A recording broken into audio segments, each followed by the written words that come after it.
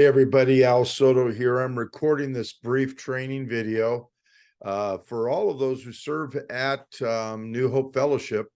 And I wanted to really address the topic that's been mentioned in many of our meetings, but it's not understood. And that is the topic of coaching.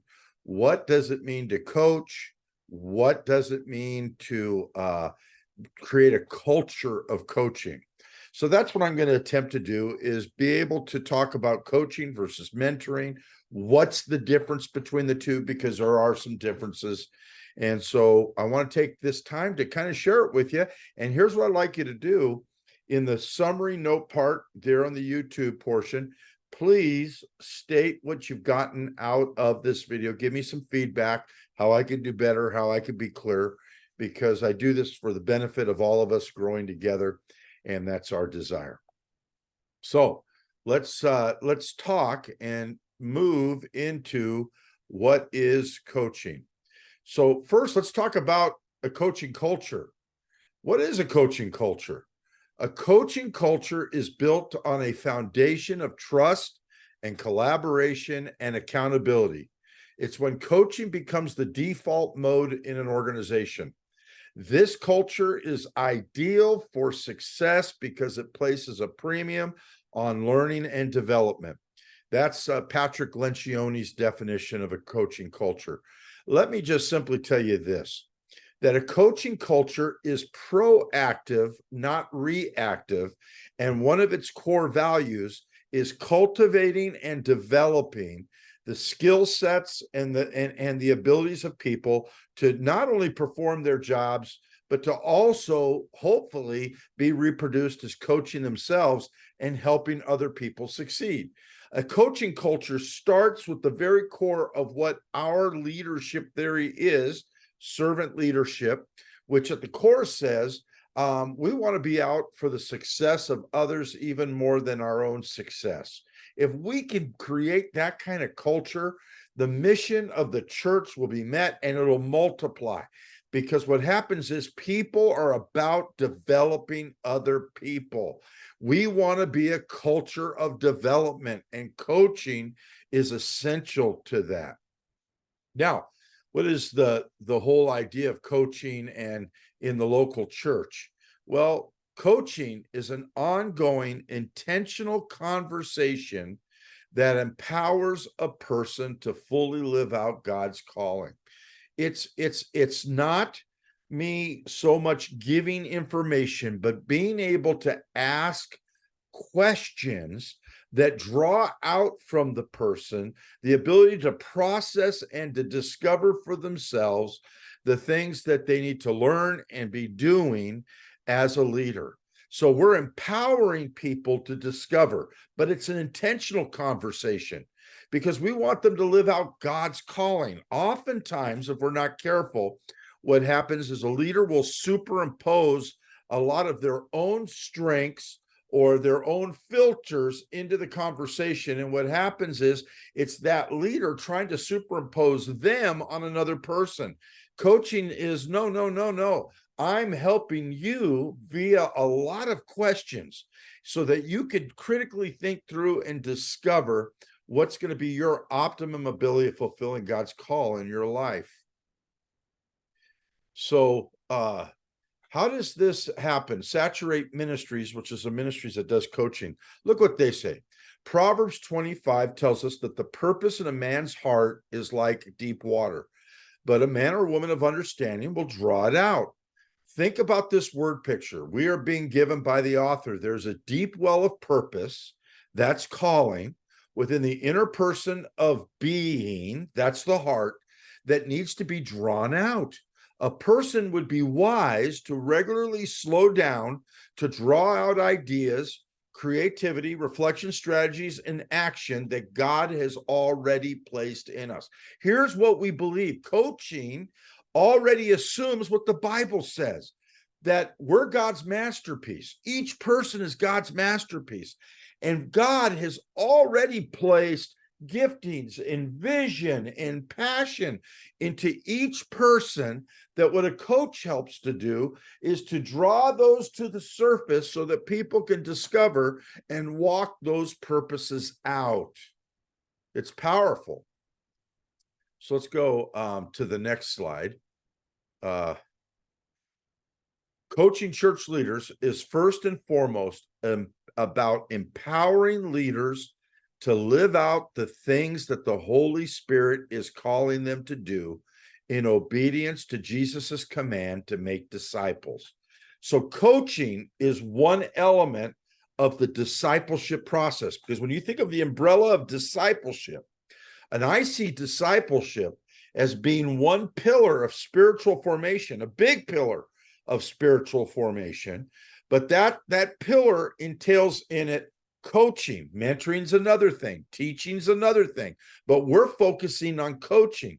And what makes coaching so powerful is that if we can all become good coaches and learn how to draw out from people, our culture will dynamically transform in people being empowered to pursue and obey Christ in their lives. So I came across this when I was doing the Foursquare licensing, and it so powerfully distinguished and gave the difference between a mentoring mindset and a coaching mindset. So let's begin with point number one. In a mentoring mindset, people change when they get the right information. A mentor is dispensing information, not wrong, not bad, but that's mentoring. Coaching mindset is people grow as they recognize truth more clearly and become inspired and empowered to move forward. Now, here's the difference. And I want you to think of the difference of why coaching is so powerful, because coaching entails critical thinking and reflection. When you're giving people information like a lecture, or I'm teaching you something, that's good. But when people have their own aha moments through the coaching dynamic, it's transformative at a powerful level. In mentoring, my thoughts, ideas, and solutions are best, and I need to share them. So I'm giving best practices from my own life and dispensing them. Here's what coaching does. Thoughts, ideas, and solutions drawn from within the applicant will have a greater impact. In other words, the person that I'm working with, those thoughts and ideas and solutions that they're beginning to come up with, because I'm trying to get them to think that direction, becomes very impactful. In a mentoring mindset, I'm responsible for moving the applicant forward in their growth and their understanding. In a coaching mindset, the person is responsible for moving him or herself forward and deserve credit for their own growth and success. Listen, 2 words: cultivate and discovery. We're cultivating and stirring up the things that are inside of them through critical questions, thoughtful questions. And as a result, discovery is taking place. In a mentoring mindset, the best way of helping is solving problems. Usually, mentoring is around some type of crisis situation.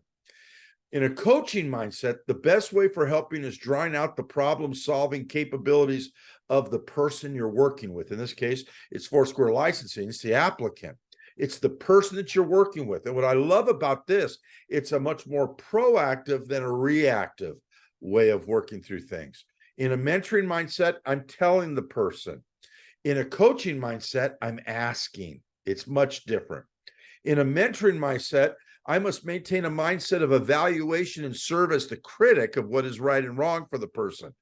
But with a coaching mindset, I must maintain a coaching mindset of curiosity and openness to recognize and celebrate the ideas and the learning that comes from the individual that I'm coaching. I'm celebrating them. The focus is on them, not the mentor or the individual trying to dispense information. In a mentoring mindset, I'm the expert and I need to provide the answers. It's kind of a consultant model. In a coaching mindset, the applicant is growing in their expertise of both the content and their own personal growth. They need to search out their answers. Now, listen, I'm not saying there isn't a place for mentoring. What I'm saying is, when we get to the place that in our training, we're not there yet, we're at the early stages of this, but as we are growing in a coaching mindset, this will become powerful because you don't even need to have the same or be in the same discipline as another person as to coach them. You're just sensitive and have the skill to ask good questions that help the person reflect and to adventure into the discovery of what God has placed in them and how they need to move forward. So, in a culture, in a coaching culture in a local church, we're going to use the coaching skills within our church, our organization or team. Here's the benefit. I want you to catch this. They gain focus. They develop personally and professionally. They move from vision to action. They make better decisions. They broaden perspectives for innovative solutions, and they contextualize their ministry efforts. That's a powerful one. They're able, rather than you giving them information from your background or backdrop, a coach is able to help them discover in their own context what that information and what their purpose is and how they need to live it out within their context. In establishing a culture, it'll result in increased effectiveness, more teamwork, higher morale, longer retention of people, and a greater impact. And our coaching culture will be enhanced by adopting a shared understanding of coaching and also increasing the value and commitment to developing coaching skills, which we are going to be doing in the future as we weigh in and become trained in this. I just needed to stop and pause because we're using a lot of language that's foreign to many people in our team, and we want to make sure that people understand what we're doing and what we're attempting to do. So listen, I just want you to know that I love you. I hope this is helpful. I know it's just a short glimpse. You can watch this again and capture some of the finer things. We're not saying that mentoring is bad. Listen, there are different mechanisms. There's a place for teaching. There's a place for all these things. What we're saying, though, when you get coaching in the culture, man, people can empower people in an incredible way. I could say it this way. A children's pastor could coach a youth pastor or vice versa. It doesn't matter what area you're in. We just become really, really good at asking good questions and being open. We don't have see, the wonderful thing about a coaching culture is you don't have walls that I'm being picked on or this person doesn't like. No, they're just helping you and empowering you to grow. And when we create a culture where the walls of protectionism and insecurity are broken and we're all willing to learn, I'll tell you something, that's when the power of coaching just breaks loose and people can learn and to grow. Hey, I hope this is helpful. Once again, please put your comments here, any questions that you have that can be answered. This is just a very short snapshot of coaching. There's a lot of more information that can be given to this. I just wanted to give a short, very brief snapshot on it. And I hope you're having a great day and God bless you. And I love you very much. And man, I'll tell you what, I can't wait. I can't wait to see what the power of coaching is going to do for us in our church. God bless you.